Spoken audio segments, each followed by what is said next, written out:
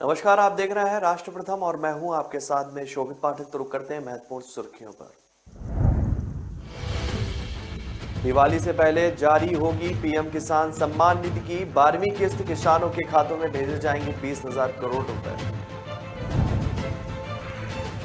प्रधानमंत्री मोदी आज से 3 दिन के गुजरात दौरे पर। मोटेरा को घोषित करेंगे देश का सौर ऊर्जा संचालित गांव। उम्र का असर है इसलिए कुछ भी बयान दे देते हैं, नीतीश कुमार के आरोपों पर प्रशांत किशोर का पलटवार। नामांकन वापसी का समय खत्म, अब चलेगा जोर आजमाइश का दौर। और मायावती ने दिया बयान, सत्ता वह मास्टर चाबी है जिससे तरक्की के बंद दरवाजे खुल सकते हैं। अब खबरें विस्तार से।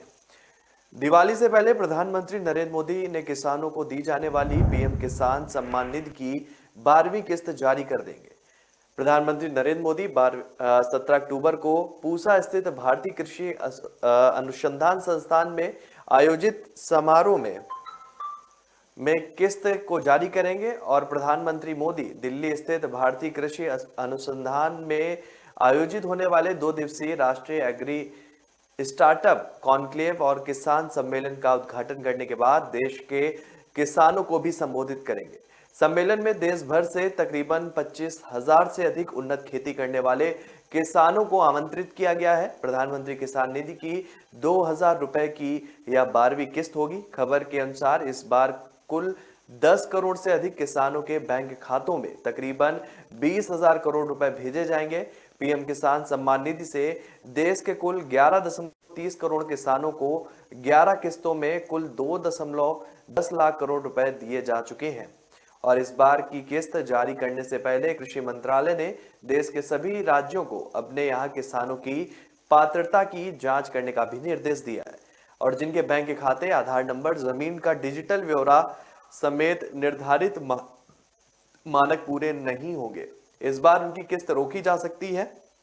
और पात्रता सूची को अपडेट कर मानकों पर खरा उतरने वाले किसानों को ही इस बार वाली किस्त दी जाने की भी संभावना है।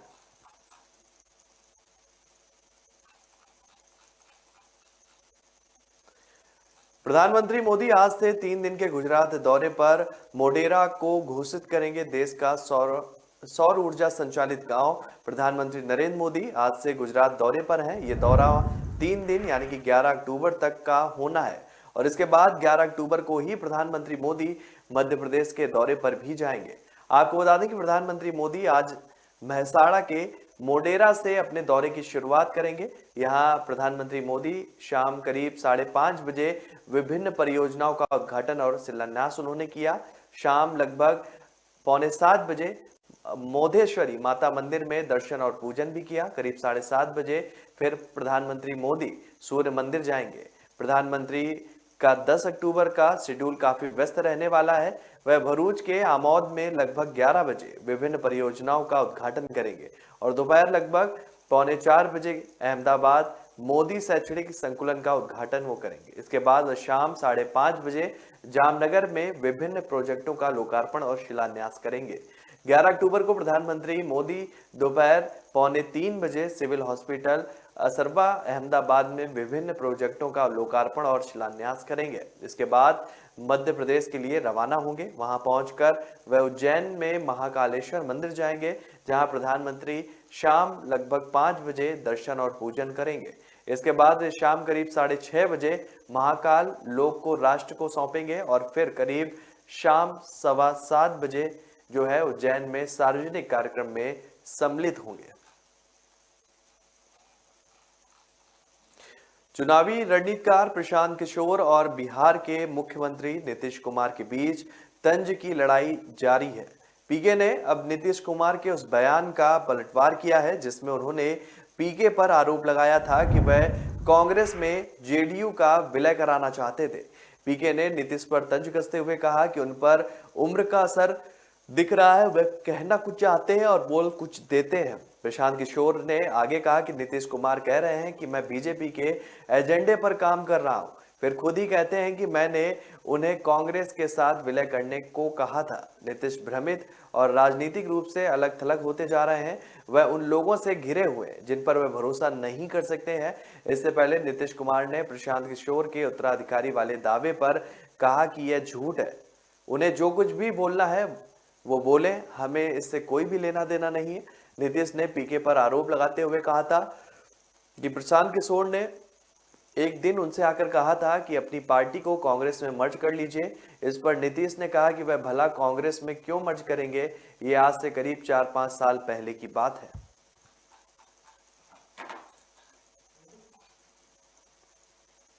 कांग्रेस अध्यक्ष पद के चुनाव में नामांकन वापसी की आखिरी तारीख के बाद अब दो उम्मीदवार मैदान में रह गए हैं, शशि थरूर और मल्लिकार्जुन खड़गे। इन दोनों के बीच मुकाबला इस मायने में भी खास है कि लंबे समय बाद अब जो भी कांग्रेस प्रेसिडेंट बनेगा वो गांधी परिवार का नहीं होगा। 17 अक्टूबर को कांग्रेस अध्यक्ष पद का चुनाव होगा और इस चुनाव के लिए सभी राज्यों में 67 बूथ बनाए जाएंगे। पार्टी के केंद्रीय चुनाव प्राधिकरण ने यह जानकारी दी है। सीए के अध्यक्ष मधुसूदन मिस्त्री ने कहा कि एआईसीसी मुख्यालय में भी एक बूथ होगा और खासकर सभी वरिष्ठ नेता, कार्यकर्ता समिति के सदस्यों और उन सभी लोगों के लिए जिनके पहचान पत्र अलग राज्य से हैं लेकिन दिल्ली में रह रहे हैं। अगर वे बताते हैं कि वे दिल्ली में वोट करना चाहते हैं तो हम यहाँ भी व्यवस्था करेंगे। वे यहाँ एआईसीसी मुख्यालय में भी वोट कर सकते हैं। राहुल गांधी और भारत जोड़ो यात्रा में शामिल लोगों के लिए एक कैंपेन बूथ बनाया जाएगा। इस उम्मीदवारों के लिए प्रचार की प्रक्रिया शनिवार से आधिकारिक रूप से शुरू हो गई है। हालांकि उन्होंने पहले ही अभियान शुरू कर दिया। तकनीकी रूप से संविधान के अनुसार हम उन्हें 7 दिन तक नामांकन वापस लेने का समय भी देते हैं। मधुसूदन मिस्त्री ने कहा कि हर राज्य की राजधानी में 17 अक्टूबर को चुनाव होंगे। सुबह 10 बजे से शाम 4 बजे तक चुनाव का समय होगा। यह चुनाव गुप्त मतदान से होगा। सभी बैलेट बॉक्स एआईसीसी मुख्यालय लाए जाएंगे और फिर 19 अक्टूबर को मतगणना होगी और मतगणना समाप्त होते ही परिणाम घोषित कर दिए जाएंगे। नामांकन वापस लेने की तारीख निकलने के बीच शशि थरूर और मल्लिकार्जुन खड़गे अपने पक्ष में जीत के लिए जतन भी करने लगे हैं। थरूर ने ये जरूर कहा था कि यह चुनाव एक फ्रेंडली मैच की तरह है, लेकिन उन्होंने यह भी कहा कि चूंकि चुनाव में मतदान प्रक्रिया गुप्त रखी जाएगी, इसलिए वोट करने वाले भले ही जाहिर तौर पर खड़गे का समर्थन कर रहे हैं, लेकिन वे उन्हें यानी कि थरूर को भी वोट दे सकते हैं। बहुजन समाज पार्टी यानी कि बसपा की अध्यक्ष मायावती ने रविवार को कहा कि बहुजन समाजवादी आजादी के 75 वर्षों में अपने कानूनी और संवैधानिक अधिकार मांगते मांगते थक गया है और अब उसे पूरी ताकत के साथ हुक्मरान समाज बनने के अभियान में जुटना होगा। मायावती ने बसपा संस्थापक काशीराम के परिनिर्माण दिवस पर किए सिलसिलेवार ट्वीट में बात कही है। उन्होंने लिखा कि बहुजन समाज आजादी के 75 वर्षों में अपना कानूनी व संवैधानिक हक मांगते मांगते थक गया है। अब उसे पूरी ताकत के साथ हुक्मरान समाज बनने के लिए अभियान में जुड़ना होगा। उत्तर प्रदेश में होने वाला अगला कोई भी चुनाव आपके लिए परीक्षा हो सकता है, जिसमें सफलता उम्मीद की नई किरण साबित होगी। मायावती ने एक अन्य ट्वीट में कहा कि देश भर के खासकर उत्तर प्रदेश के लोगों ने यहां 4 बार अपनी पार्टी की सत्ता प्राप्त करके यह देख लिया है कि सत्ता वह मास्टर चाबी है जिससे तरक्की के दरवाजे खुल सकते हैं। इसलिए यह अभियान हर कीमत पर जरूर जारी रहना चाहिए। यही आज के दिन का संदेश है और इसे संकल्प के साथ कार्य भी करना होगा।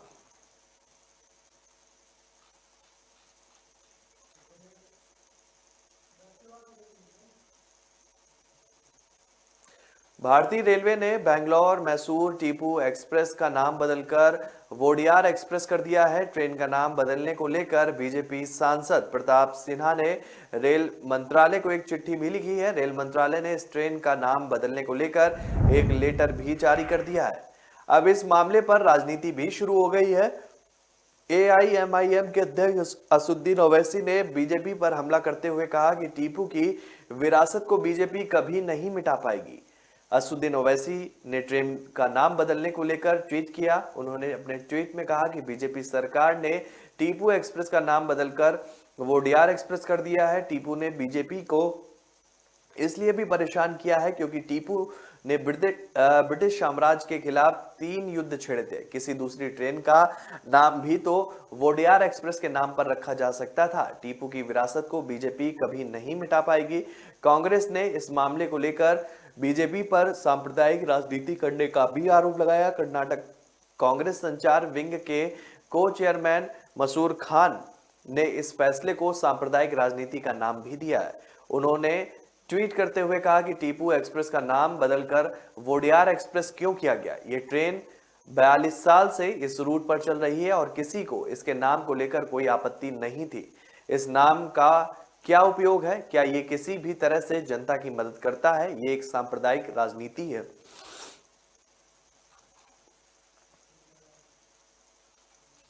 राजस्थान की सियासत में भाजपा के भैरव सिंह शेखावत और कांग्रेस के अशोक गहलोत की सरकार को हिला देने वाले सूबे के दबंग नेता अब नहीं रहे।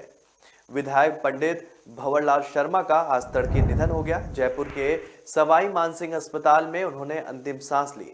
77 वर्षीय शर्मा पिछले लंबे समय से अस्वस्थ थे और उनका पार्थिव शरीर विद्याधर नगर ब्राह्मण महासभा भवन में अंतिम दर्शन के लिए रखा गया। सरदार शहर में सोमवार को अंतिम संस्कार किया जाएगा।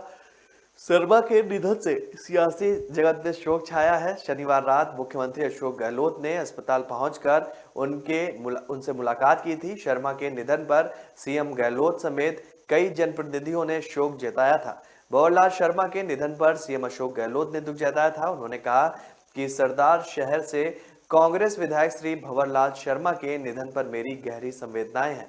काफी समय से वो अस्वस्थ चल रहे थे। उनके स्वास्थ्य को लेकर मैं उनके परिजनों के संपर्क में था। कल रात एसएमएस अस्पताल पहुंचकर चिकित्सकों से जानकारी ली और परिवार से मुलाकात की थी। सीएम ने कहा कि ईश्वर से प्रार्थना है कि शोकाकुल परिजनों को इस बेहद कठिन समय में संबल प्रदान करें एवं दिवंगत आत्मा को शांति प्रदान करें। वहीं कांग्रेस नेता सचिन पायलट ने ट्वीट कर दुख जताया है कि पायलट ने कहा कि सरदार शहर विधायक वरिष्ठ कांग्रेस नेता श्री भंवरलाल शर्मा जी के निधन का दुखद समाचार प्राप्त हुआ है। उनका निधन प्रदेश की राजनीति के लिए एक बड़ी क्षति है।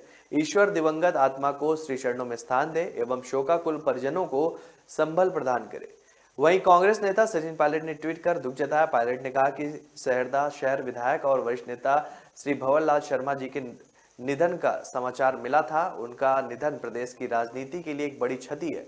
ईश्वर दिवंगत आत्मा को श्री चरणों में स्थान दे एवं शोकाकुल परिजनों को जो है संबल प्रदान करे। चुनाव आयोग ने उद्धव ठाकरे और एकनाथ शिंदे के नेतृत्व वाले गुटों के बीच खींचतान देखते हुए शिवसेना के नाम और चिन्ह के इस्तेमाल पर पाबंदी लगा दी है। अब यह सवाल है कि ठाकरे और शिंदे के बीच नाम और सिंबल की लड़ाई थमेगी या जारी रहेगी। मूल शिवसेना का चुनाव चिन्ह लंबे समय से धनुष बाण है, जिस पर दोनों ही गुट दावा कर रहे हैं। एक तरफ ठाकरे अपने पिता दिवंगत बाल ठाकरे की विरासत का दावा कर रहे हैं तो दूसरी तरफ एकनाथ शिंदे इसे अपना बता रहे हैं। फिलहाल नाम और सिंबल की लड़ाई खत्म होती हुई नजर नहीं आ रही है। चुनाव आयोग के इस फैसले के खिलाफ अब उद्धव गुट ने सुप्रीम कोर्ट का दरवाजा खटखटाने की तैयारी कर ली है। इसे लेकर आज मातोश्री में बैठक भी हुई। माना जा रहा है कि अब यह लड़ाई और लंबे चलने वाली है। उद्धव ठाकरे वाली शिवसेना ने इस फैसले को अन्याय करार दिया है और उनके बेटे आदित्य ठाकरे और शिवसेना के नेता ने भी इसे शिंदे गुट को शर्मनाक हरकत भी बताया। शिंदे गुट ने निर्वाचन आयोग के इस फैसले को सही बताया है। पार्टी के नेता व सांसद प्रताप राव यादव ने कहा कि उद्धव ठाकरे ने कांग्रेस और राष्ट्रवादी कांग्रेस पार्टी के साथ जो है गठबंधन करके शिवसेना के संस्थापक दिवंगत बाल ठाकरे की विचारधारा को त्याग दिया है। केंद्रीय परिवहन एवं हाईवे मंत्री नितिन गडकरी यूपी पहुंचे। यहां उन्होंने 81वें इंडियन रोड कांग्रेस को संबोधित करते हुए 2024 से पहले उत्तर प्रदेश की सड़कें अमेरिका जैसी होंगी इस बात को दोहराया। साथ ही उन्होंने यूपी के लिए 8000 करोड़ की सड़क प्रोजेक्ट की घोषणा भी की है। केंद्रीय मंत्री नितिन गडकरी ने कहा कि मैं अमेरिकन प्रेसिडेंट जॉन केनेडी की उस बात को हमेशा याद करता हूं जब उन्होंने कहा कि अमेरिका की सड़कें इसलिए नहीं अच्छी है क्योंकि अमेरिका धनी है, बल्कि अच्छी सड़कों की वजह से ही अमेरिका धनी है। मैंने योगी जी से वादा किया था कि 2024 तक यूपी की सड़कें अमेरिका जैसी होंगी। समृद्धि सड़कों से ही आती है और लेकिन इसके लिए पूर्ण सहयोग की जरूरत भी होती है। हमें खर्चे को कम करते हुए क्वालिटी पर ध्यान देना होगा। नितिन गडकरी ने आगे कहा कि मैंने वादा किया था कि 2024 के अंत तक उत्तर प्रदेश को 5 लाख करोड़ की सड़क परियोजनाओं की सौगात दूंगा। आज मैं उसमें से 8,000 करोड़ की सड़क परियोजनाओं की घोषणा करता हूं और इसमें शाहाबाद हरदोई बाईपास, शाहजहांपुर शाहाबाद बाईपास, मुरादाबाद ठाकुर द्वारा काशीपुर बाईपास, गाजीपुर बलिया बाईपास के अलावा 13 अन्य बाईपास को सरकार की तरफ से मंजूरी दी गई, जिसकी कीमत 8,000 करोड़ है। अच्छी सड़कों को बनाने के लिए सरकार के पास पैसों की कमी नहीं है।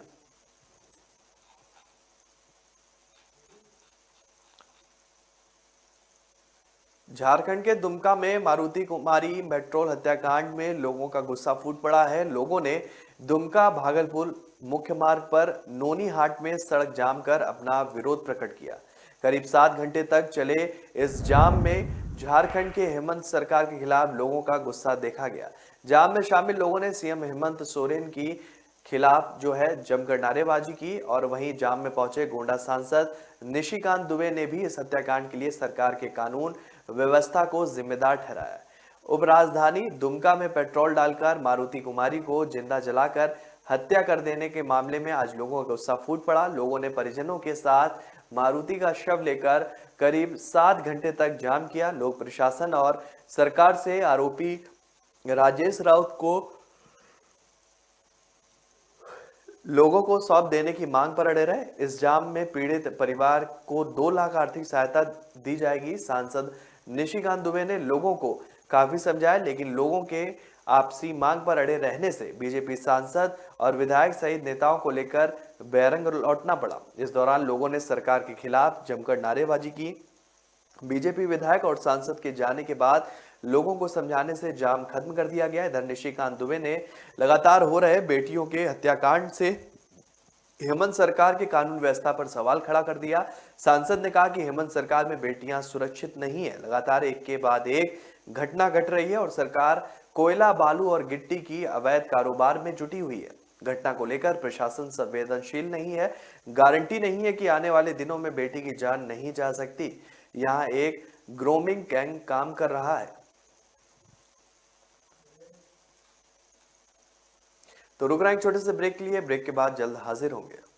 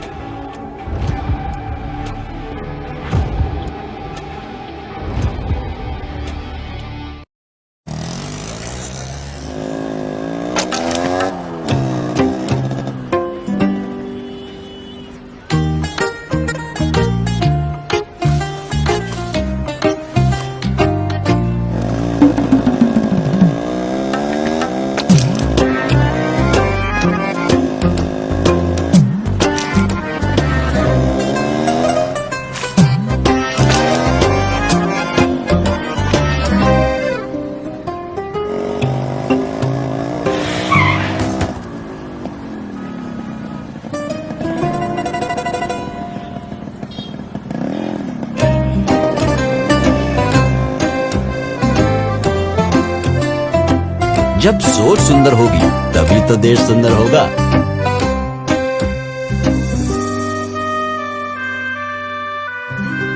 JSW Paints, think beautiful।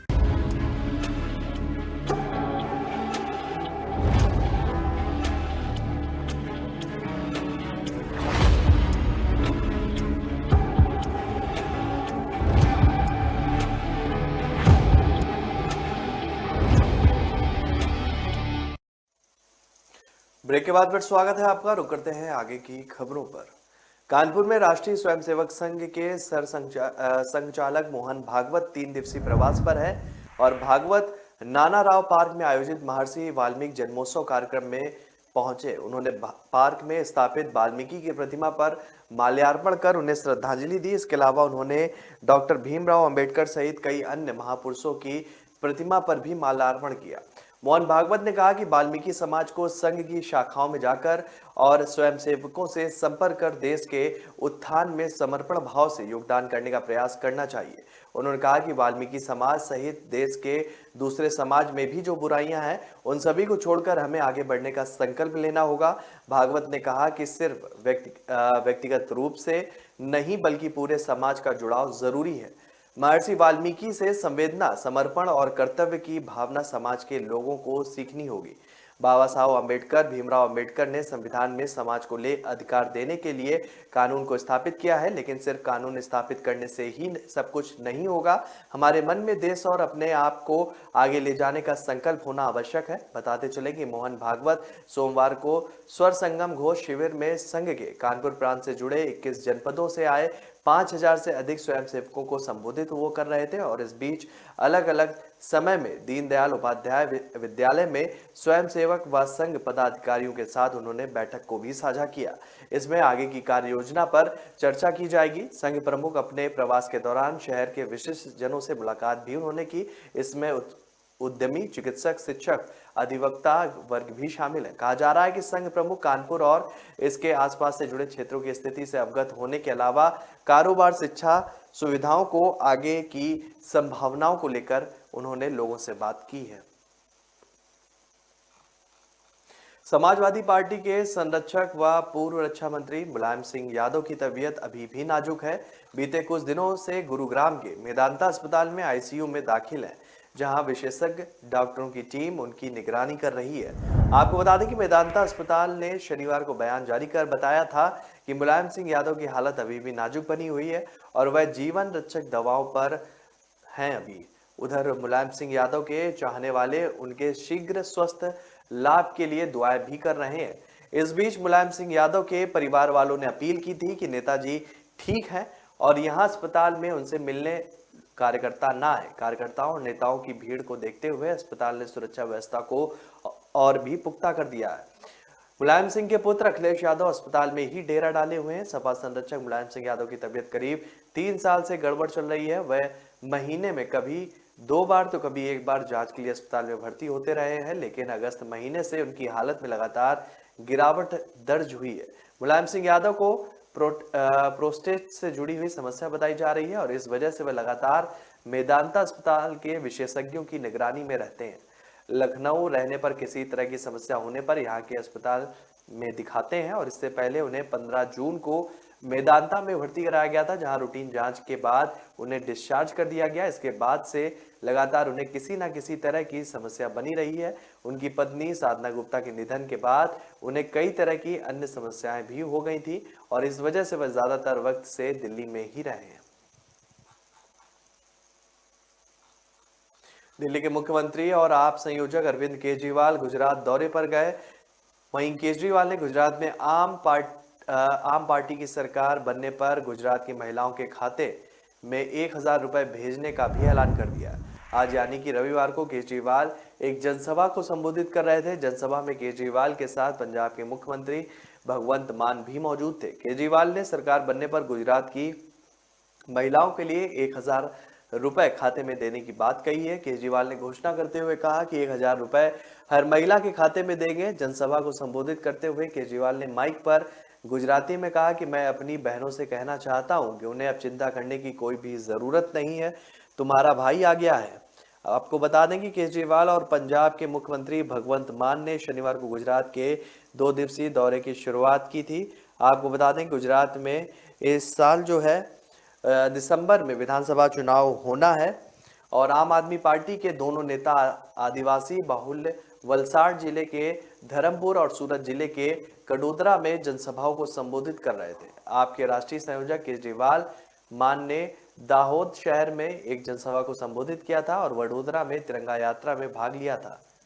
गौरतलब है कि आप गुजरात में खुद को भाजपा के मुख्य विपक्षी दल के रूप में स्थापित करने की कोशिश कर रही है और आपको बता दें कि गुजरात में 27 वर्ष से भारतीय जनता पार्टी की सरकार है और इससे पहले दाहोद में एक जनसभा को संबोधित करते हुए अरविंद केजरीवाल ने लोगों से कहा था कि अगर आम आदमी पार्टी की गुजरात सत्ता में आती है तो वह भगवान राम के दर्शन के इच्छुक लोगों की अयोध्या यात्रा का पूरा खर्च वहन करेगी। आप प्रमुख ने कहा था कि गुजरात में दिसंबर में होने वाले विधानसभा चुनाव में आपको जीत मिलेगी क्योंकि वह जनता और ईश्वर के लिए काम कर रही है। जनसंख्या नियंत्रण को लेकर इन दिनों देश में खूब घमासान मचा हुआ है। राष्ट्रीय स्वयंसेवक संघ के नेता इस मुद्दे पर अपनी स्थिति स्पष्ट कर चुके हैं। जनसंख्या नियंत्रण पर मोदी सरकार और आरएसएस का रुख काफी अलग नजर आ रहा है। आरएसएस प्रमुख मोहन भागवत ने कहा कि भारत को व्यापक सोच के बाद जनसंख्या नीति तैयार करनी चाहिए और यह सभी समुदाय पर समान रूप से लागू होनी चाहिए। हालांकि आरएसएस प्रमुख ने यह भी बात दोहराई कि जनसंख्या नियंत्रण और धर्म आधारित जनसंख्या संतुलन एक महत्वपूर्ण विषय है जिसे अब नजरअंदाज नहीं किया जा सकता। जनसंख्या नियंत्रण के मुद्दे पर राष्ट्रीय स्वयंसेवक संघ के सह कार्यवाहक दत्तात्रेय होसबोले ने भी बीते शनिवार को कहा कि जनसंख्या असंतुलन के कारण कई देशों का अस्तित्व खत्म हो गया है। वहीं कई देश जो है जनसंख्या वृद्धि की भार को भी मानते, किंतु यह संतुलित रहे तो देश की शक्ति भी है। चीन जैसे देश अपनी जनसंख्या नीति ही बदल रहे हैं क्योंकि राष्ट्र को युवा शक्ति चाहिए जिससे देश उद्यम व साहस के साथ प्रगति कर सके। मोहन भागवत और एसएस के तमाम नेताओं के बयान पर एआईएमआईएम चीफ असदुद्दीन ओवैसी ने तीखी प्रतिक्रिया दी है। उन्होंने कहा है कि मोहन भागवत ने कहा है कि भारत में मजहबी इम्बैलेंस हो रहा है और आबादी पर सोचना पड़ेगा। टोटल फर्टिलिटी रेट 2% है और टीएफआर सबसे ज्यादा मुसलमानों का गिरा है। देश में भागवत से पूछना चाहता है कि 90 लाख हिंदू बहनों की औलादें मिसिंग है। साल 2000 से 2019 तक अंग्रेजी में इसे फीमेल फेटिसाइड बोलते थे। भागवत इस पर क्यों नहीं बात करते हैं? ओवैसी यही नहीं रुके, उन्होंने आगे कहा कि कुरान कहता है कि बेटियों को मारना बहुत बड़ा गुनाह है। मुसलमान अगर 1000 बेटे पैदा कर रहे हैं तो उनमें से 443 बेटियां भी पैदा हो रही हैं। इस पर भागवत क्यों नहीं बोलते हैं? ओवैसी ने आगे कहा कि मुसलमानों की आबादी नहीं बढ़ रही है, टेंशन नहीं लो, मुसलमानों की आबादी गिर रही है। ओवैसी ने यह भी कहा कि मोहन भागवत को डेटा रखकर बात करनी चाहिए। सबसे ज्यादा जो है मुसलमान ही जो है इनकी क्षमता में कमी हो रही है।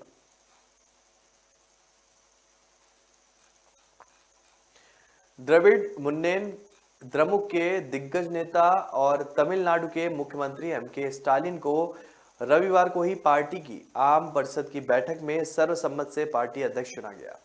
पार्टी सूत्रों के अनुसार नवगठित आम परिषद की बैठक में स्टालिन को पार्टी के शीर्ष पद के लिए निर्विरोध निर्वाचित घोषित किया गया था। अध्यक्ष पद का चुनाव लड़ने के लिए स्टालिन ने शुक्रवार को ही नामांकन पत्र दाखिल किया था।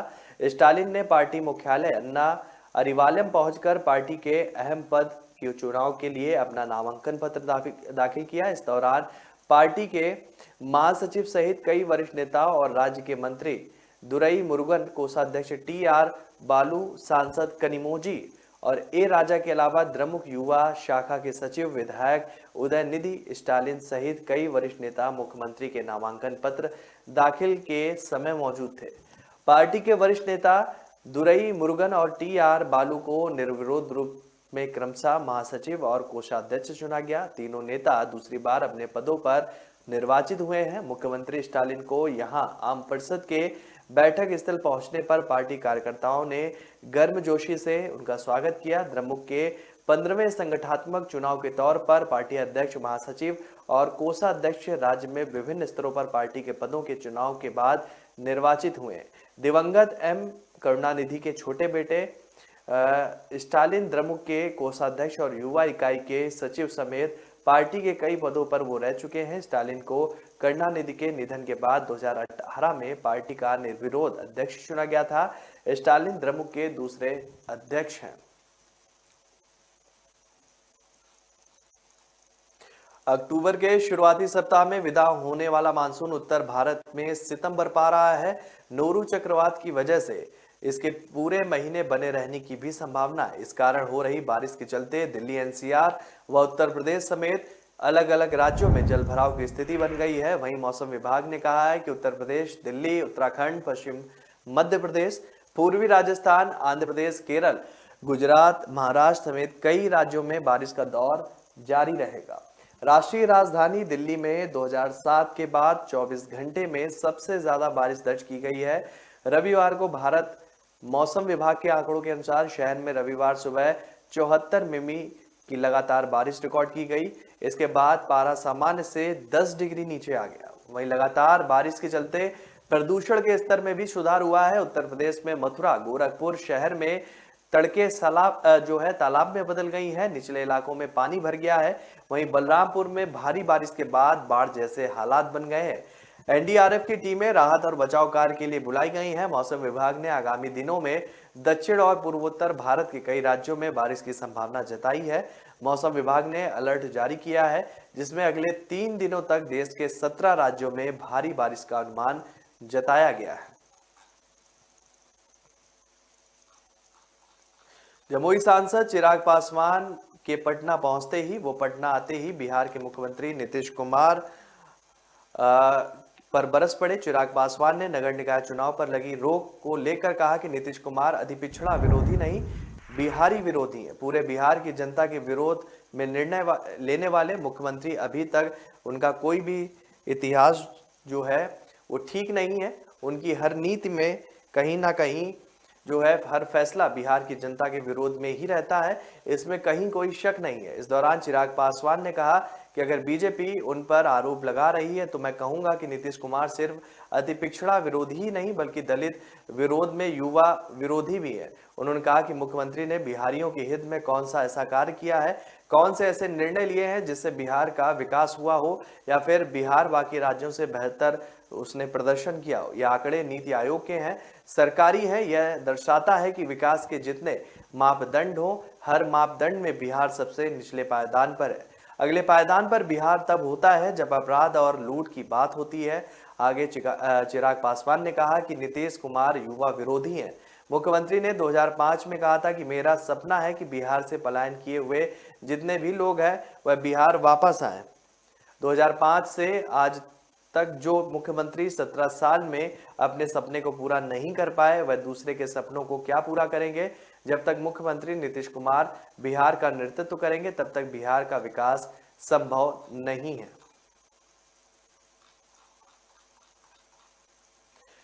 बिहार में मंत्री पद ग्रहण करने के लगातार बाद जो है विभाग और सरकार के खिलाफ बयान देकर सुर्खियों में बनकर रहने वाले कृषि मंत्री सुधाकर सिंह इस्तीफा दे चुके हैं। अब कुमार सर्वजीत को कृषि मंत्री बनाया गया है। इधर बीजेपी के वरिष्ठ नेता और राज्यसभा सदस्य सुशील कुमार ने सुधाकर सिंह के इस्तीफे को लेकर जगदानंद सिंह से अपील करते हुए कहा कि वो भी आरजेडी के प्रदेश अध्यक्ष पद से इस्तीफा दे दे। सुशील कुमार मोदी ने ट्विटर पर वीडियो बयान जारी कर कहा कि जगदानंद सिंह में अगर थोड़ा भी स्वाभिमान बचा है तो उन्हें तुरंत राष्ट्रीय जनता दल के अध्यक्ष पद से इस्तीफा दे देना चाहिए। जिस तरह से एक स्वाभिमानी व्यक्ति को अपमानित किया गया, बिना उनकी सहमति के उनके बेटे को बर्खास्त कर दिया गया, उनका इस्तीफा ले लिया गया। जगदानंद सिंह को खुद विचार करना चाहिए कि उन्हें क्या इस पद पर बने रहना चाहिए या नहीं रहना चाहिए। सुशील मोदी ने कहा कि जगदानंद सिंह और सुधाकर सिंह का स्पष्ट मत था कि कृषि रोड मैप फेल कर दिया गया। उनका मानना था कि बाजार समिति कानून को फिर से स्थापित किया जाए। जगदानंद बाबू, आपके मत और नीतीश कुमार के मत में जमीन आसमान का फर्क है। क्या एक म्यान में दो तलवारें रह पाएंगी? इसलिए मैं तो आपसे यही अपील करूंगा कि आपकी उम्र भी हो गई है और आप जो कह रहे थे कि आप किसानों की लड़ाई लड़ेंगे तो को गुजरात वासियों के मन में जिस तरह का प्रेम है अपने प्रधानमंत्री के लिए, उसकी झलक हमने आपको दिखाई। किस तरह से अभिवादन किया लोगों ने, हाथ हिलाकर, ढोल नगाड़े बजाकर, सड़क के दोनों ओर जिस तरह का जमघट लोगों का, और लोग भारत माता की जय के जयकारे लगाते हुए, मोदी मोदी के जयकारे लगाते हुए।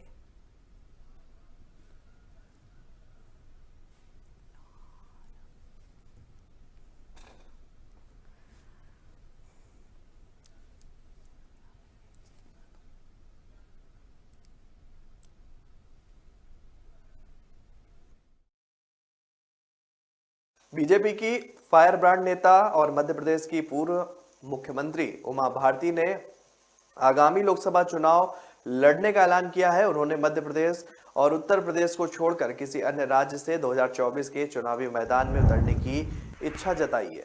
उमा भारती मध्य प्रदेश के खजुराहो और उत्तर प्रदेश के झांसी से लोकसभा सांसद और केंद्रीय मंत्री भी रह चुकी हैं। भारती ने भोपाल में अपने निवास पर मीडिया से चर्चा करते हुए कहा कि अभी वर्ष 2019 में मैंने ही कहा था कि मुझे चुनाव नहीं लड़ना है, पर अगला चुनाव मैं लड़ूंगी। उन्होंने आगे कहा कि आज मैं खुलासा कर देती हूं कि सभी लोग मुझे फेसबुक पर सुन रहे हैं। शिवराज सिंह चौहान ने मुझे 1.5 साल पहले मध्य प्रदेश से चुनाव लड़ने का ऑफर दिया, लेकिन मैंने ही इनकार कर दिया। शिवराज जी, मैं जिस लोकसभा से चुनाव लड़ती हूं वहां कोई बड़ा नया काम हो जाता है, जैसे खजुराहो में ललितपुर रेलवे लाइन एवं केन बेतवा की परियोजना पूरी हुई, झांसी में डिफेंस कोर का बड़ा कार्यालय आ गया और 50,000 करोड़ रुपए के निवेश हो गए। भारती ने आगे कहा कि तो अब मैं सोचती हूं कि क्यों ना किसी तीसरे राज्य में चुनाव लड़ने के लिए कहूं, क्योंकि भगवान ने मुझे इस लायक बनाया है कि मैं कहीं से भी चुनाव जीत सकती हूं। मैं तो पार्टी से कहूंगी कि अब की बार कोई तीसरा राज्य दिया जाए, इसलिए मुझे मध्य प्रदेश में जमीन तराशने की जरूरत नहीं है। उन्होंने कहा कि मेरे नेतृत्व में 2003 का मध्य प्रदेश चुनाव हो चुका है। मैं मुख्यमंत्री की कुर्सी जो है स्वेच्छा से 23 अगस्त 2004 में मैं छोड़ चुकी हूं। मैंने सांसद होने का, फिर से केंद्रीय मंत्री होने का प्रलोभन खुद छोड़ा, क्योंकि मुझे गंगा नदी का कार्य करना था और उसके किनारे पैदल चलने के लिए जन जागरण का काम करना था।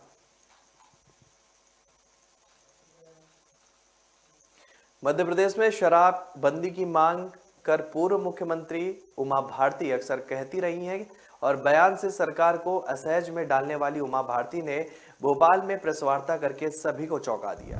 उमा भारती ने 7 नवंबर से शराबबंदी की मांग के लिए अभियान शुरू करने का ऐलान किया। उन्होंने कहा कि अगले साल 14 जनवरी यानी कि संक्रांति तक शराबबंदी अभियान चलेगा।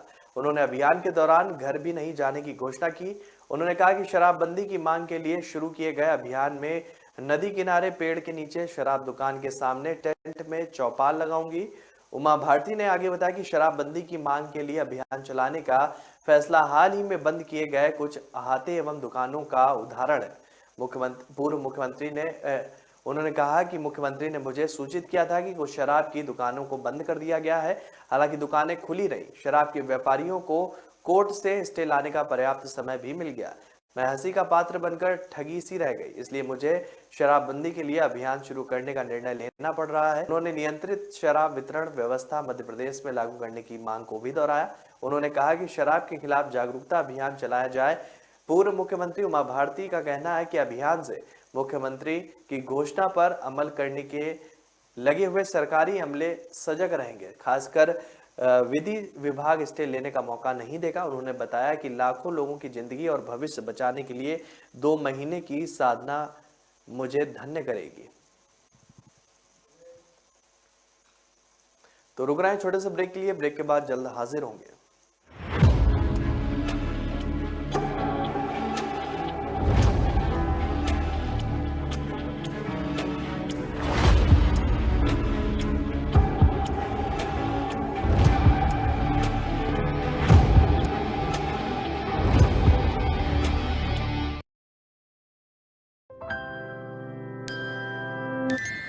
दीदी, अब ऐसे ऑटो लेने कहाँ तक जाओगी?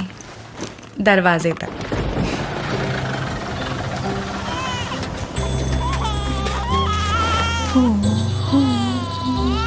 जो सोचे जो चाहे वो करके दिखा दे।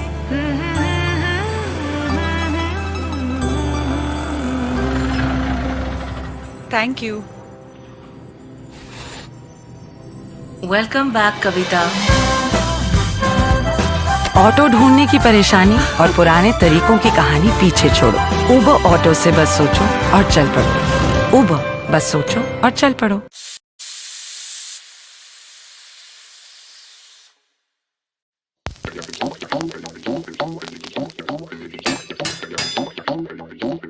भिगोना पड़ेगा, उबालना पड़ेगा, पर कौन बोला? रेसिपी फॉलो करना पड़ेगा। थोड़ा सी, थोड़ा सॉफ्ट, थोड़ा कुक्ड, थोड़ा रॉ, थोड़ा रोस्ट, थोड़ा फ्राई, थोड़ा लो, थोड़ा हाई, थोड़ा अपना वाला ट्राई। मेरा ट्विस्ट, मेरा टेस्ट, मेरा ट्विस्ट, मेरा टेस्ट, मेरा ट्विस्ट। वंडर मसालों की रेंज है तैयार। जिन्हें है आपके ट्विस्ट का इंतजार, ताकि हर खाने वाले को याद रहे बनाने वाले का नाम। अमृतसरी छोले, मेरे वाले छोले। मेरा ट्विस्ट, वंडर मसाला, मेरा ट्विस्ट, मेरा टेस्ट।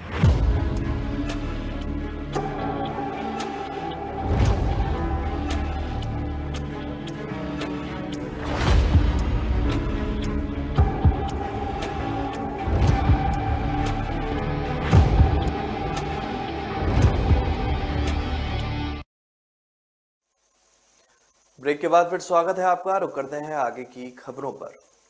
राजस्थान के मुख्यमंत्री अशोक गहलोत ने शुक्रवार को उद्योग जगत से राज्य में निवेश करने का आह्वान किया है। उन्होंने कहा है कि उन्हें भरोसामंद नीतियों और मजबूत बुनियादी ढांचे और बेहतर कानून व्यवस्था के साथ हर एक जरूरी चीज मिलेगी। गहलोत ने यहां आयोजित निवेश राजस्थान सम्मेलन के उद्घाटन सत्र को संबोधित करते हुए कहा कि पिछले 3 वर्षों में राजस्थान का सफल घरेलू उत्पाद 3 लाख करोड़ रुपए से बढ़कर 12 लाख करोड़ रुपए हो गया है, जो खुशहाली को मापने वाला हैप्पीनेस इंडेक्स भी बढ़ा है। उन्होंने कहा कि सरकार की अनुकूल नीतियां सड़क, बिजली, कुशल कामगार और बेहतर कानून व्यवस्था जैसी बेहतर बुनियादी ढांचे के कारण राज्य निवेश के लिए अनुकूल स्थलों में से एक है। गहलोत ने उद्योग जगत को अनुकूल नीतियों का भरोसा दिलाते हुए विभिन्न क्षेत्रों में निवेश के लिए आमंत्रित किया। उन्होंने कहा कि चाहे कोई भी सरकार हो, उद्योग को भरोसेमंद नीतियां मिलेंगी। उन्होंने कहा कि राजस्थान आज 23,000 मेगावाट बिजली पैदा करता है। राज्य में एक समय 3 से 4 मेगावाट पवन ऊर्जा की क्षमता थी, जो आज 4,500 मेगावाट हो चुकी है। वहीं सौर ऊर्जा क्षमता भी 10,000 मेगावाट है। अपनी सरकार की नीतियों का जिक्र करते हुए गहलोत ने आगे कहा कि राज्य ने 2019 में एमएसआई के लिए काम को सुगम बनाने के लिए अधिनियम बनाया। नीति के तहत किसी भी प्रकार की स्वीकृति और जांच निरीक्षण को लेकर 5 साल की छूट भी दी जाती है। केंद्र सरकार ने देश के प्रधान न्यायाधीश यूयू ललित को पत्र लिखकर उनसे अपना उत्तराधिकारी नामित करने का आग्रह किया है। जस्टिस ललित 27 अगस्त को सीजीआई नियुक्त किए गए थे। आपको बता दें कि सीजीआई ललित का कार्यकाल 8 नवंबर 2022 को समाप्त हो रहा है। वे मात्र 74 दिन इस पद पर रहेंगे। नए सीजीआई की नियुक्ति प्रक्रिया शुरू करने के लिए केंद्र ने सीजीआई ललित को पत्र लिखा है। जस्टिस ललित 26 अगस्त 2022 को सीजीआई एनवी रमना के कार्यकाल पूरा होने के बाद देश के 49वें प्रधान न्यायाधीश नियुक्त किए गए थे। उनका कार्यकाल मात्र 2.5 माह का रहा, जबकि उनके पूर्व सीजीआई का औसत कार्यकाल 1.5 साल का रहा। केंद्र सरकार ने सीजीआई ललित को यह पत्र आज सुबह भेजा है। सीजीआई के चयन की तय प्रक्रिया के अनुसार कानून मंत्री नए प्रधान न्यायाधीश को नामित करने के लिए वर्तमान सीजीआई को पत्र लिखते हैं। सीजीआई के पद पर सुप्रीम कोर्ट के वरिष्ठतम न्यायाधीश का चयन किया जाता है। वर्तमान में जस्टिस डीवाई चंद्रचूड़ सबसे वरिष्ठ है, इसलिए उन्हें नए सीजीआई के रूप में नामित किया जा सकता है। परंपरागत रूप से सीजीआई उनके बाद सबसे वरिष्ठ जज को अपना उत्तराधिकारी नामित करते हैं। स्थापित परंपराओं के अनुसार जस्टिस चंद्रचूड़ देश के 50वें सीजीआई हो सकते हैं।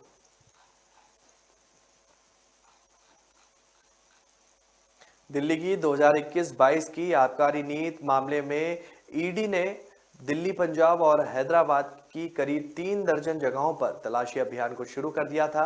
दिल्ली के जोरबाग के एक शराब वितरक और ग्रुप के प्रबंधक निदेशक समीर महेंद्रू की गिरफ्तारी के बाद से छापेमारी जारी है।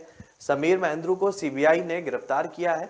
कथित आबकारी घोटाले में दिल्ली के उप मुख्यमंत्री मनीष सिसोदिया, तत्कालीन आबकारी आयुक्त अरवा गोपी कृष्णा, उपायुक्त आनंद तिवारी और सहायक आयुक्त पंकज भटनागर आरोपी हैं। इसके अलावा जो है आरोपी की लंबी लिस्ट है।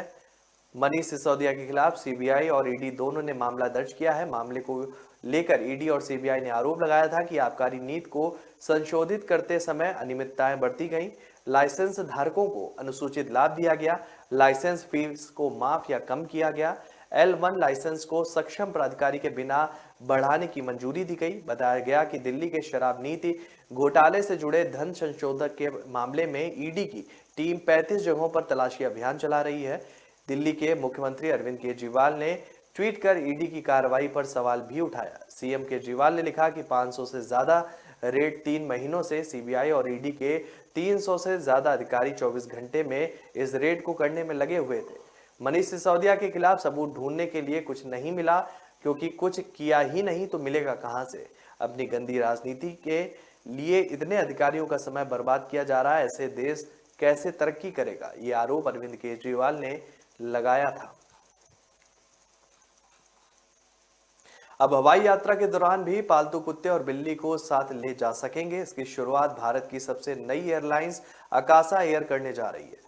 कंपनी नवंबर के महीने से पालतू जानवर को साथ ले जाने की इजाजत देने वाली है। आकाशा एयरलाइंस ने पालतू कुत्तों और बिल्लियों को केबिन और कार्गो में अनुमति देने का फैसला किया है और इसकी बुकिंग इस साल 15 अक्टूबर से शुरू होगी। पालतू जानवरों के साथ आकाशा एयर की पहली फ्लाइट 1 नवंबर को उड़ान भरने वाली है और इसके अलावा कंपनी अगले कुछ हफ्तों में नए रूट की भी शुरुआत करने जा रही है। आकाशा एयर अब 2023 से इंटरनेशनल फ्लाइट की शुरुआत करने की योजना भी बना रही है। अभी कंपनी के पास 6 विमान हैं और अगले साल मार्च के अंत तक 18 विमान हो जाएंगे। एयरलाइंस के सीईओ विनय दुबे का कहना है कि एयरलाइंस कंपनी आकाशा एयर का प्रदर्शन परिचालन शुरू होने के पहले 60 दिनों में संतोषजनक रहा है। एयरलाइंस ने इस साल अगस्त में परिचालन शुरू किया था और उसकी अगले साल की दूसरी छमाही में अंतर्राष्ट्रीय परिचालन शुरू करने की भी योजना है। कंपनी के बेड़े में 6 विमान है और चालू वित्त वर्ष के अंत तक बेड़े का आकार बढ़ाकर कुल 18 विमान तक करने की तैयारी की गई है। दुबे ने कहा कि कंपनी नए निवेशकों की तलाश में भी है।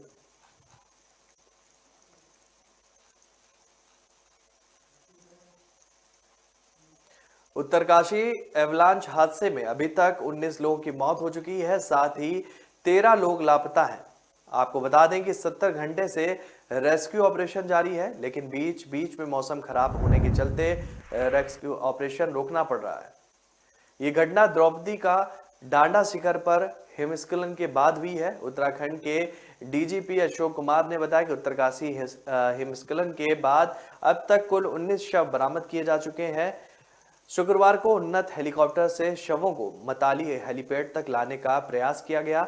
उन्होंने बताया कि मौके पर कुल 30 बचाव दल तैनात हैं और इसी के साथ शुक्रवार को भी जो है मौसम जो बाधा डाल सकता था और उसने डाली भी, क्योंकि उत्तरकाशी में बादल छाए हुए हैं और बारिश भी हो रही।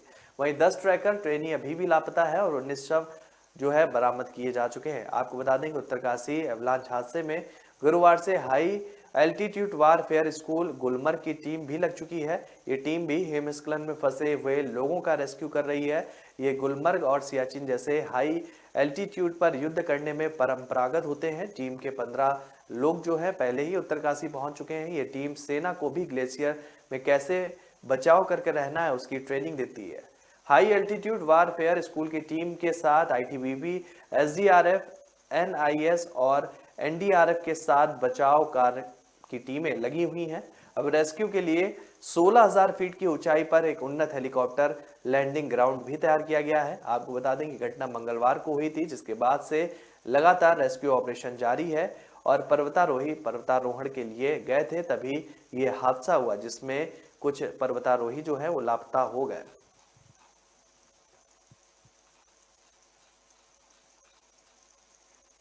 यूपी के वाराणसी में काशी विश्वनाथ मंदिर परिसर से सटी ज्ञानव्यापी मस्जिद और मथुरा में कृष्ण जन्मभूमि के बगल वाली शाही ईदगाह मस्जिद के मामले में अदालत ने कल सुनवाई की थी, जो वो टल गई थी। 11 अक्टूबर को शिवलिंग की जांच पर सुनवाई होगी और दोनों मामलों पर कोर्ट अहम फैसला भी दे सकता है। ज्ञानव्यापी मस्जिद में सर्वे के दौरान मिले कथित शिवलिंग की कार्बन डेटिंग कराने को लेकर अदालत आदेश दे सकती है। वहीं मथुरा की शाही ईदगाह मस्जिद का सर्वेक्षण कराया जाए या नहीं, इसे लेकर कोर्ट फैसला सुनाया जाएगा। कोई भी ऐसी चीज कितनी पुरानी है इसे पता लगाने के लिए कार्बन डेटिंग कराई जाती है। वाराणसी की अदालत अगर सर्वे में ज्ञानव्यापी परिसर में मिले कथित शिवलिंग की कार्बन डेटिंग कराने का फैसला देती है तो इससे पता चलेगा कि वह कितना पुराना है। वाराणसी के जिला जज ए.के. विश्वेश मामले पर फैसला सुना सकते हैं। उन्होंने कहा जाता है कि कथित शिवलिंग की कार्बन डेटिंग कराने को लेकर भी हिंदू पक्ष के 2 धड़ों में बंट गया है। मामले में कानूनी पक्ष को देख रही संस्था विश्व वैदिक सनातन संघ के प्रमुख जितेंद्र सिंह बिसेन का धड़ा कार्बन डेटिंग कराने का विरोध कर रहा है। वहीं वकील विष्णु शंकर जैन का पक्ष कथित शिवलिंग की कार्बन डेटिंग कराने की मांग कर रहा है। ज्ञानव्यापी मस्जिद को लेकर चल रहे अलग अलग मामलों को लेकर हिंदू और मुस्लिम पक्ष आमने सामने आ गया है। मुस्लिम पक्ष का दावा है कि ज्ञानव्यापी मस्जिद सैकड़ों वर्ष पुरानी है। वह हिंदू पक्ष का दावा है कि पूरी संपत्ति भगवान विश्वेश्वर की है। मुस्लिम पक्ष मस्जिद पर अपना अधिकार होने का दावा कर रहा है। वहीं हिंदू पक्ष ने आरोप लगाया है कि मुगल आक्रांतों और औरंगजेब ने इस जगह पर जबरन कब्जा किया था। अदालत के सर्वे के आदेश को मुस्लिम पक्ष ने गलत बताया था। वहीं हिंदू पक्ष ने कोर्ट के आदेश का समर्थन किया था।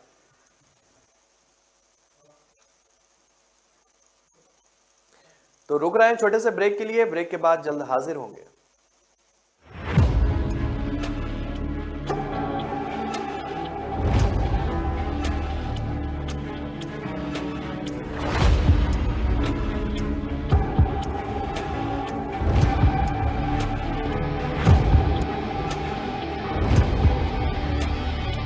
दिल का परिंदा उड़ चला, अंदाज अपना मन चला, खुद की तो सुन ले, जी भर के जी ले, रुकना ना तू अब ठहर। Lyra, anytime, anywhere. Lyra, everybody loves to wear. Lyra, anytime, anywhere.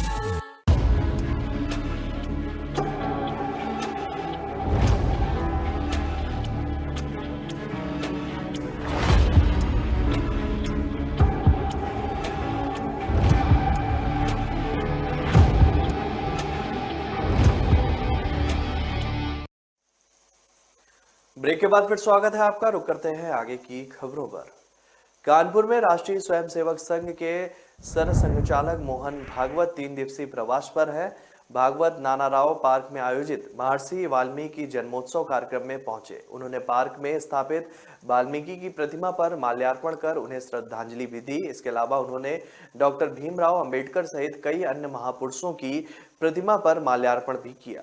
Mohan Bhagwat ने कहा कि वाल्मीकि समाज को संघ की शाखाओं में जाकर और स्वयंसेवकों से संपर्क कर देश के उत्थान में समर्पण भाव से योगदान करने का प्रयास करना चाहिए। उन्होंने कहा कि वाल्मीकि समाज सहित देश के दूसरे समाज में जो बुराइयां हैं उन सभी को छोड़कर हमें आगे बढ़ने का संकल्प लेना चाहिए। भागवत ने आगे कहा कि व्यक्तिगत रूप से नहीं बल्कि पूरे समाज का जुड़ाव जरूरी है। महर्षि वाल्मीकि ने से संवेदना, समर्पण और कर्तव्य की भावना समाज के लोगों को सीखनी होगी। बाबा साहब डॉक्टर भीमराव अंबेडकर ने संविधान में समाज को अधिकार देने के लिए कानून स्थापित किया है, लेकिन सिर्फ कानून स्थापित करने से ही नहीं सब कुछ होगा। हमारे मन में देश और अपने आप को आगे ले जाने का संकल्प होना आवश्यक है। बताते चले कि मोहन भागवत सोमवार को स्वर संगम घोष शिविर में संघ के कानपुर प्रांत से जुड़े 21 जनपदों से आए 5000 से अधिक स्वयंसेवकों को संबोधित उन्होंने किया। और इस बीच अलग अलग समय पर दीनदयाल उपाध्याय विद्यालय में स्वयंसेवक व संघ पदाधिकारियों के साथ बैठक किया। इसमें आगे की कार्य योजना पर चर्चा की जाएगी। संघ प्रमुख अपने प्रवास के दौरान शहर के विशिष्ट जनों से मुलाकात भी उन्होंने करेंगे और इसमें उद्यमी, चिकित्सक, शिक्षक, अधिवक्ता वर्ग भी शामिल है। कहा जा रहा है कि संघ प्रमुख कानपुर और इसके आसपास से जुड़े क्षेत्रों की स्थिति से अवगत होने के अलावा कारोबार, शिक्षा, चिकित्सा सुविधाओं और आगे की संभावनाओं को लेकर बात की जा सकती है। समाजवादी पार्टी के संरक्षक व पूर्व रक्षा मंत्री मुलायम सिंह यादव की तबीयत अभी भी नाजुक बनी हुई है। बीते कुछ दिनों से गुरुग्राम के मेदांता अस्पताल में आईसीयू में वो दाखिल है, जहां विशेषज्ञ डॉक्टरों की टीम उनकी निगरानी कर रही है। मेदांता अस्पताल में जो है बयान जारी कर बताया कि मुलायम सिंह यादव की हालत अभी भी नाजुक बनी हुई है और वह जीवन रक्षक दवाओं पर है। उधर मुलायम सिंह यादव के चाहने वाले उनके शीघ्र स्वस्थ लाभ के लिए दुआएं भी कर रहे हैं। इस बीच मुलायम सिंह यादव के परिवार वालों ने अपील की थी कि नेताजी ठीक है, यहाँ अस्पताल में उनसे मिलने कोई भी ना आए। कार्यकर्ताओं और नेताओं की भीड़ को देखते हुए अस्पताल में सुरक्षा व्यवस्था भी पुख्ता की गई है। मुलायम सिंह के पुत्र अखिलेश यादव जो है वह अस्पताल में ही डेरा डाले हुए हैं। सपा संरक्षक मुलायम सिंह यादव की तबीयत करीब 3 साल से गड़बड़ चल रही है। वह महीने में कभी 2 बार तो कभी 1 बार जांच के लिए अस्पताल में भर्ती होते रहे, लेकिन अगस्त महीने से उनकी हालत में लगातार गिरावट दर्ज हो रही है। मुलायम सिंह यादव को प्रोटेस्ट से जुड़ी समस्या बताई जा रही है और इस वजह से वह लगातार मेदांता अस्पताल के विशेषज्ञों की निगरानी में रहते हैं। लखनऊ रहने पर किसी तरह की समस्या होने पर यहाँ के अस्पताल में वो दिखाते हैं और इससे पहले उन्हें 15 जून को मेदांता में भर्ती कराया गया था, जहां रूटीन जांच के बाद उन्हें डिस्चार्ज कर दिया गया। इसके बाद से लगातार उन्हें किसी न किसी तरह से समस्या बनी रही। उनकी पत्नी साधना गुप्ता के निधन के बाद उन्हें कई तरह की अन्य समस्याएं भी हो गई थी। इस वजह से वह ज्यादातर जो है वो दिल्ली में ही रहे। दिल्ली के मुख्यमंत्री और आप संयोजक अरविंद केजरीवाल गुजरात दौरे पर गए हैं। केजरीवाल ने गुजरात में आम आदमी पार्टी की सरकार बनने पर गुजरात की महिलाओं के खातों में 1000 रुपए भेजने का भी ऐलान कर दिया। आज यानी कि रविवार को केजरीवाल एक जनसभा को संबोधित कर रहे हैं। जनसभा में केजरीवाल के साथ पंजाब के मुख्यमंत्री भगवंत मान भी मौजूद थे। केजरीवाल ने सरकार बनने पर गुजरात की महिलाओं के लिए 1000 रुपए खाते में देने की बात कही। केजरीवाल ने घोषणा करते हुए कहा कि 1000 रुपए हर महिला के खाते में देंगे। जनसभा को संबोधित करते हुए केजरीवाल ने माइक पर गुजराती में कहा कि मैं अपनी बहनों से कहना चाहता हूं कि उन्हें अब चिंता करने की कोई भी जरूरत नहीं है, तुम्हारा भाई आ गया है। आपको बता दें केजरीवाल और पंजाब के मुख्यमंत्री भगवंत मान ने जो है शनिवार से 2 दिन के दौरे की शुरुआत कर रहे हैं। आपको बता दें कि गुजरात में इस साल दिसंबर में विधानसभा चुनाव होना है। आम आदमी पार्टी के दोनों नेता आदिवासी बहुल वलसाड़ जिले के धर्मपुर और सूरत जिले के कडोदरा में जनसभाओं को संबोधित कर रहे थे। आपके राष्ट्रीय संयोजक केजरीवाल और मान ने दाहोद शहर में एक जनसभा को भी संबोधित किया और वडोदरा में तिरंगा यात्रा में भाग लिया। गौरतलब है कि आप गुजरात में खुद को भाजपा के मुख्य विपक्षी रूप में स्थापित करने की कोशिश कर रही है। आपको बता दें कि गुजरात में 27 वर्ष से भाजपा की सरकार है और इससे पहले दाहोद में एक जनसभा को संबोधित करते हुए अरविंद केजरीवाल ने लोगों से कहा था कि अगर आम आदमी पार्टी गुजरात में सत्ता में आती है तो भगवान राम के दर्शन के इच्छुक लोगों की अयोध्या यात्रा का पूरा खर्च वहन करेंगे। आप प्रमुख ने कहा कि गुजरात में दिसंबर में होने वाले विधानसभा चुनाव में आपको जीत जरूर मिलेगी, क्योंकि जनता और ईश्वर का आशीर्वाद उनके साथ है।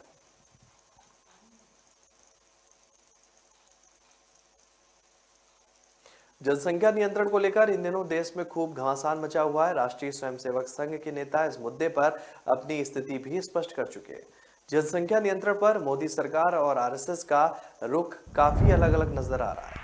आरएसएस प्रमुख मोहन भागवत ने कहा कि भारत को व्यापक सोच के बाद जनसंख्या नीति तैयार करनी चाहिए और सभी समुदाय पर समान रूप से ये लागू होनी चाहिए। हालांकि आरएसएस प्रमुख ने यह भी कहा कि जनसंख्या नियंत्रण और धर्म आधारित जनसंख्या संतुलन एक महत्वपूर्ण विषय है जिसे नजरअंदाज नहीं किया जा सकता। जनसंख्या नियंत्रण के मुद्दे पर राष्ट्रीय स्वयंसेवक संघ के सर कारवा दत्तात्रेय हुसबोले ने जो है शनिवार को कहा था कि जनसंख्या असंतुलन के कारण कई देशों का अस्तित्व ही खत्म हो गया। कई देश जनसंख्या वृद्धि की भार इसे मानते हैं, किंतु यह संतुलित रहे तो देश की शक्ति भी है।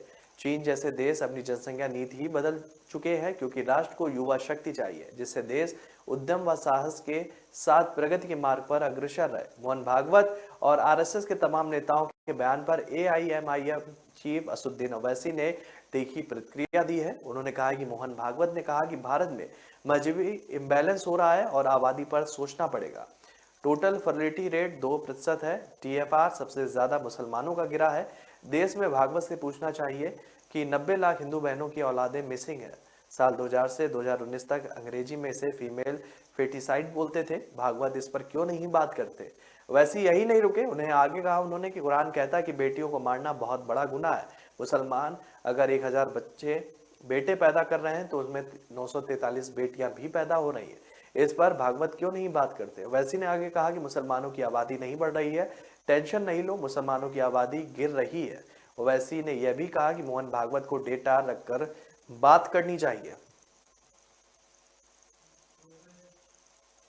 तो फिलहाल इस बुलेटिन में मेरे साथ इतना ही। आगे की खबरों के लिए आप बने रहिए राष्ट्र प्रथम के साथ। तब तक के लिए नमस्कार।